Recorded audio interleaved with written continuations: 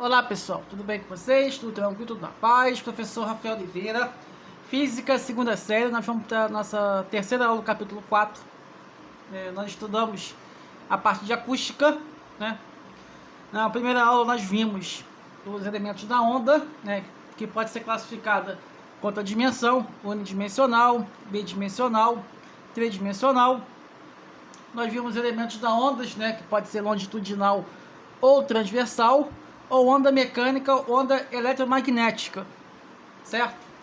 E nós temos que associar, né, tudo que nós estudamos sobre ondas, né, por mais que nós avancemos de tópico, mas há três elementos fundamentais que nós temos que diagnosticar como algo indispensável na onda, que é o que? Velocidade da onda, o comprimento de onda e a sua frequência, tá? Hoje nós vamos estudar o fenômeno da interferência, né? Interferência quando existe um encontro de duas ondas, né? Existe uma superposição, isso que nós chamamos, né? Quando as ondas superpõem, significa que está havendo interferência, né? Inclusive muitos equipamentos, né? Aviões, inclusive, sofrem interferência, e a questão do estúdio também, para que o som saia limpo, não tenha problemas externos, né? E na última semana nós estudamos dois fenômenos fundamentais da reflexão do som, né? Além da reflexão unidimensional, que é cordas, né? Quando você tem uma extremidade móvel, você dá um pulso e não existe reflexão. Se vai vale, volta vale, e se vai crista, volta crista. E quando existe a extremidade fixa, ela vai o quê? Vai vale e volta crista, e quando vai crista, volta quem? Volta vale. Então, com o tempo nós vamos o quê? Desmiuçando, nós vamos analisando e vamos construindo o nosso conhecimento, né? Aos poucos nós estamos montando o nosso conhecimento de ondas, certo? Boa parte do conteúdo nós vamos estudar na sala gravada e vamos finalizar na aula vivo, né? Que inclusive um exercício de ondas bidimensionais eu prefiro fazer junto com vocês, tá? Então, quando você tem um pulso 1 e um pulso 2, ó, mesmo comprimento de onda, mesma velocidade e mesma frequência, tá? Aqui vai crista, aqui tem crista. Quando essas ondas superpõem, né? Quando existe um encontro, vai ter essa onda resultante aqui, certo? Ou seja, vai ter o que? Um reforço, beleza? Então, quando o pulso 2 continua para lá e o pulso 1 continua para lá. A única diferença é que as amplitudes são diferentes, mas a velocidade, a frequência e o comprimento de onda são os mesmos. A possibilidade para que haja interferência, tá? Do lado de cá a mesma coisa. Vou chamar esse cara aqui de onda 1 e de onda 2. Pulso 1, pulso 2. Quando existe um encontro, vai existir o quê? Um reforço, tá? Que inclusive vai somar essas amplitudes, que eu vou chamar de amplitude 1, e vou somar amplitude 2. Vou somar isso com isso, vai dar isso aqui. Aí depois vai acontecer a mesma coisa aqui, que cada um vai o quê? Vai para o seu lado. Ah, professor, houve dois encontros de crista. O que acontece? Ao invés de ser aqui para cima, vai abrir o quê? Um famoso, né? Abre uma aspa aí, um buracão, né? Vai haver o quê? Uma crista, um vale bem grande, né? Quando for a encontro de dois vales, certo? Então a interferência é o quê? Basicamente a superposição de duas ondas que estão o quê? Mesma frequência, mesma velocidade, mas de sentido o quê? Contrários. A única diferença é justamente da amplitude. Quando existe um encontro de dois pulsos, seja ele duas amplitudes ou dois vales, nós estamos chamando que as ondas estão em fase. E quando tem uma crista e um vale, não estão em fase. Inclusive, vai ser outro tipo de interferência, vai ser interferência destrutiva, tá? Então, nós temos a interferência destrutiva, nós conseguimos enxergar, nós temos um pulso com velocidade V e outro pulso com velocidade V. Uma tem crista, outra tem vale. Ó, repara o seguinte, eu disse quando existe uma crista e uma outra crista aqui, como é nesse caso, como houve um buraco aqui, estão o quê? Em vale. Então, não estão em fase, ele que interferiu destrutivamente, tá certo? Essa crista aqui prosseguiu e essa velocidade também prosseguiu, tá? Você ouve aqui que não existiu um reforço como existiu no slide passado, certo? E nós temos a interferência, né? Vamos ver um pouquinho de equação, tá? Que, inclusive, eu prefiro fazer esse tipo de exercício, inclusive, lógico que vai estar na D, tá? Que eu posso fazer junto com vocês, para que eu possa ajudar vocês a identificar riqueza que provavelmente vai ajudar muito, né? Vai ter questão teórica, vai ter questões assim bem tranquilas, tá? Eu recomendo que vocês façam as questões, né, que vocês sabem fazer, tá? E o que vocês não sabem, espera a aula ao vivo para que nós possamos concluir, né, que eu capacite vocês para a conclusão do trabalho, tá? Então nós temos o seguinte: a linha cheia, interferência construtiva, pois existe o reforço, e a tracejada ou pontilhada é interferência destrutiva, ou seja, vermelho é construtiva e nesse caso aqui é destrutiva, né? Você tem um ponto, onde você tem uma fonte 1, uma fonte 2, né? A distância de 1, a distância de 2 e a distância de 2 aqui, tá? Que considera os pontos P numa região de interferência construtiva e Q numa região de interferência destrutiva. Seja D1 igual PF1 ou QF1 ou D2 ou PF2 ou QF2. São várias as seguintes relações, né? Nesse caso aqui para o ponto P. Para o ponto P, onde está o ponto P? Está aqui, né? Essa linha cheia aqui. Ele tem o quê? Uma interferência construtiva. Então vai ser a distância de D2 menos D1, 2N vezes lambda sobre 2. Quando significa esse 2 aqui, significa par. Par é para interferência o quê? Construtiva. Vai ser 0, 2, 4, 6 e vai, né? Esse N aqui a gente chama o quê? De franja de interferência. O lambda vocês conhecem, que é o comprimento de onda. E para o ponto Q, né, no ponto Q, está aqui, né, essa linha tracejada aqui, pontilhada, ele o quê? Existe uma interferência destrutiva.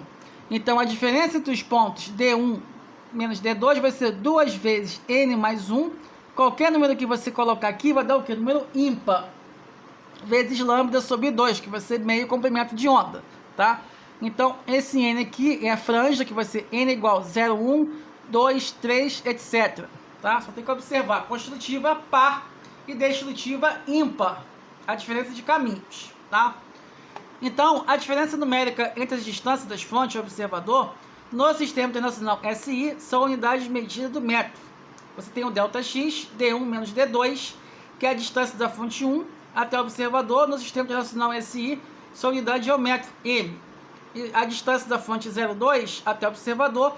E no Sistema Internacional SI, sua unidade de metro, né? Então a distância entre um e outra é sempre D1 menos D2. Mas você pode considerar em módulo para não correr o risco da não negativo, tá? Você pode fazer a conta dar o sinal negativo, mas só que a resposta tem que ser em módulo, tá? A distância D1 e D2 é o que? A diferença da distância do observador, tá? Aqui você tem aqui a fonte 1 e você tem a fonte 2. Aqui são a respectiva distância no ponto P e no ponto Q. Sempre em relação a esses pontos aqui, tá? Em relação ao ponto Q, você vai ser o quê? D1 menos D2. Em relação ao ponto P, vai ser D1 vezes D2 aqui. Isso aqui, a hipotenusa aqui é justamente a resultante, tá bem? E tem aqui, né, mais um resumo legal aqui, né, para que vocês possam ficar sempre craques, tá? Reforcei aqui. Como você tem a fonte F1 e F2 emitida ondas em fase, tá? Quando está em fase, tem construtivamente. São dois o quê? São dois vales ou são duas amplitudes. Isso está em fase. Quando tem uma amplitude e você tem um vale, ou você tem um vale e uma amplitude, é uma crista, amplitude coloca como crista, não vai estar em fase. Então, como as fontes estão em fase no ponto P, tem-se uma interferência construtiva ou destrutiva se a diferença de caminho, N vezes lambda sobre 2, tá? Esse ΔD é que nós vimos aqui, D2 menos D1, que é a diferença de caminho, e para N par, né, que nós chamamos de franja de interferência, tá? que se for 0, 2, 4, 6, a interferência é construtiva, ou seja, a diferença de caminhos. Se for par, a interferência vai ser construtiva. Para n ímpar, n igual 1, 3, 5 e 7, a interferência é destrutiva. Tá bem? Isso nós vamos fazer com calma, para que nós possamos pegar, tá? Que esse é o conteúdo mais difícil, né? Conseguindo vocês ficarem craque, já vou estar praticamente com o pé na faculdade, né? Inclusive, eu sei que é um pouco cedo poder falar isso, mas é um assunto de extrema importância, que nós temos que dominar os pontos-chave do conteúdo, certo? E a parte de ondas que costuma cair muito, ser muito cobrada, é justamente essa daí, que o professor certamente vai ajudar os senhores no que precisar, certo? Então, vamos curtir a nossa segunda série, vai ficar sempre legal aí. Então vamos ver a questão da refração de ondas, né? Refração de ondas é assim igual ótica. Quando nós estudamos em ótica, mais ou menos 1 mês, 2 meses, é o que? Passagem de luz de um meio para o outro. E quando existe refração de ondas, é quando existe o que? Passagem de ondas de um meio para o outro, certo? Então nós vimos o seguinte, nós temos esse A, é o raio de onda, chega aqui, ele vai refratar com outro raio de onda aqui, certo? Então, essas linhas perpendiculares, nós vimos que existe o quê? É uma frente de onda. A distância de uma frente da outra é justamente o quê? O comprimento de onda. Quando nós estamos no ar e nós queremos dar um mergulho, o que acontece? Nós não sentimos nada no nosso ouvido. Mas à medida que nós vamos entrando por lugares mais profundos, o nosso ouvido vai começar a sentir diferença, né? Não é somente por causa da pressão, né? Que inclusive nós temos que usar aparelhos auriculares, né? Para poder proteger o nosso ouvido. Mas também porque a velocidade de propagação do som aumenta, certo? Então, houve o quê? Uma refração. Quando você saiu do seu quintal, mergulhou na piscina, você saiu do meio ar para o meio água, certo? Então você tem a lei da refração. Primeira lei, o raio de onda incidente, o raio de onda refratado, e é normal estar no mesmo plano, tá tudo aqui. Segunda lei de Descartes, vai ser isso aqui, o seno de um ângulo de incidência é sobre o seno de um ângulo de refração, N2 vai vir em cima, aqui vai vir em cima, de onda vai vir em cima, sobre N1, N2, índice de refração do meio 2, índice de refração do meio 1, o lambda 1 vai ser o comprimento de onda do meio 1, e o lambda 2 o comprimento de onda 2. O velocidade de propagação do meio 1 sobre o meio, velocidade de propagação do meio 2. Então, I, ângulo de incidência, raio da onda incidente, R é o ângulo de refração, raio da onda refratado, N1, índice de refração do meio 1, N2, índice de refração do meio 2. Lambda 1, comprimento de onda das ondas do meio 1 e lambda 2, comprimento de onda do meio 2, tá certo? Olha aqui, tá? Isso aqui é o meio 1, isso aqui é o meio 2, tá certo? Então não tem erro. Então, outra situação aí é a questão da ressonância, né? A questão da ressonância é algo bastante interessante, né? O que ele diz aqui? Que um corpo vibrante introduz no outro corpo a vibração através de uma transferência de energia, né? A frequência do corpo indutor deve ser a mesma frequência natural de ressonância do corpo induzido, né? Então, nós podemos, em termos práticos, é o seguinte, lógico, falando um exemplo assim, bem prático, né? Quando a pessoa fala no nosso ouvido, 1, 2, quando chega na 5ª vez, né? A gente, digamos assim, né? Tecnicamente, nós não aguentamos, acabamos assim, chega pra lá, só falar a mesma coisa, né? Além de estar periódico, né? Falando a mesma coisa, o nosso ouvido não aguenta, né? A famosa chamada de paciência, né? Isso quer dizer que também está em ressonância, certo? Então a ressonância é o quê? A frequência de um agente externo quando interage com outro agente. Se os dois ficarem na mesma frequência, o que vai acontecer? Vai entrar em ressonância. Se nós levarmos em consideração, né, que o bem existe uma frequência e nós nutrimos dentro do nosso interior de pensamentos bons, quando nós atingimos esse pensamento bom, o que vai acontecer? as nossas condições psíquicas vai estar legal, nós vamos estar mais confiantes e certamente nós vamos conseguir fazer o que nós queremos. Assim como se nós estivermos cabisbaixo, triste, pensando em coisas ruins, atingimos a frequência do mal, também nós vamos estar em ressonância com o mal. Mas nós temos que escolher estar sempre com o bem. Alguma coisa deixou triste, não deu certo? Certamente amanhã vai dar certo. E nós temos que estar sempre pensando para frente, tá? E aqui da figura é a famosa ponte de Tacoma, né? Que vem um vento que dentro da engenharia civil é construído de acordo para poder aguentar a frequência de vento, de chuva, mas quando atingiu a mesma frequência, o que aconteceu? A ponte partiu, certo? Isso nós chamamos de ressonância. Então, a ressonância nós temos aqui, né? Quando pegamos um lápis, né? Um lápis nessa taça aqui, quando você dá um toquinho, ela vai atingir essa vibração aqui, certo? E você tem o diapasão, né? Antes da vibração, o diapasão A, diapasão B, esse cara é o diapasão A, esse aqui é o diapasão B. Quando nós vibramos, né, o diapasão para poder afinar, o que acontece? Os dois vão vibrar quando atingir o quê? A mesma frequência. Quando está na mesma frequência, nós entramos aqui na ressonância, certo? Se você tem sintonia, né, ou uma identificação com um amigo, com um parente, ou com qualquer ciência, nós dizemos que nós estamos em ressonância, ou seja, nós estamos em sintonia, certo?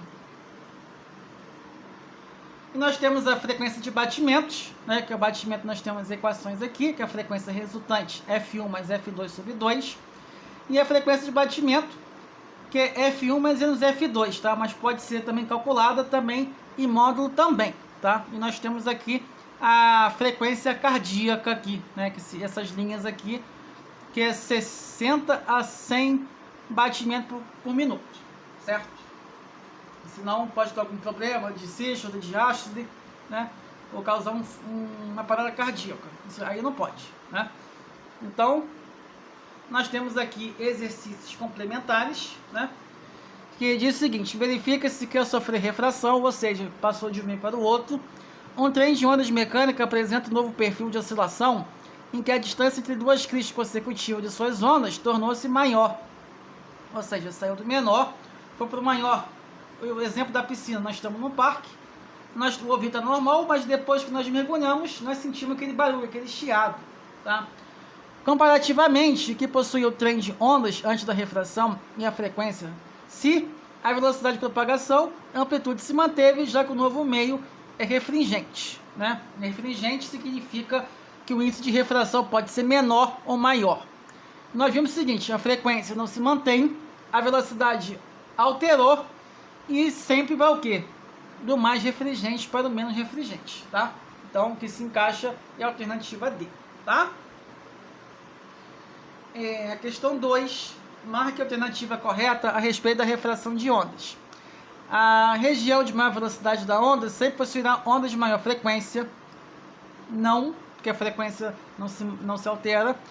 Em um lago, as regiões mais rasas apresentam ondas mais velozes que as ondas das regiões mais profundas, não, mais profundas, que são maiores. Na refração, as ondas mantêm seu comprimento de onda, ok, de onda inalterada, pois essa característica depende exclusivamente da fonte. Não, porque seu comprimento de onda varia, e o que depende aqui? Do meio, a frequência vem do meio. D, em um lago, as regiões mais rasas representam ondas menos velozes que as ondas regiões mais profundas. Sim, e a região de maior velocidade de onda sempre possuirá onda de menor frequência. Ok, então é a alternativa D de novo. Certo? A questão 3, um trem de onda sinodais de frequência 440 Hz propaga-se ao longo de uma corda tensa. Verifique-se que a menor distância que separa dois pontos que estão em posição de fase é 40 centímetros. Então tem que fazer o quê? Eu tenho que passar de centímetro para metro, vou dividir por 100. Nessas condições, qual será o modo da velocidade de propagação da onda? Mesma história, né? Você vai pegar o lambda vezes F, que você vai achar o V, certo? Então, V igual a lambda vezes F, V igual a quê? 400 vezes 0,40, V igual a 160 metros por segundo. Saiu. Ok, né? Você tem o comprimento de onda e você tem a frequência. Você vai multiplicar isso vezes isso aqui e você vai achar esse valor. Tudo certo. A questão 4. Um diapasão possui uma frequência de 70 Hz. Quando faz um afinamento, registrado é frequência de 60 Hz. Calcule sua frequência de batimentos. Que batimentos é o quê? É uma diferença de frequência aproximada. Então vai ser 70 menos 67.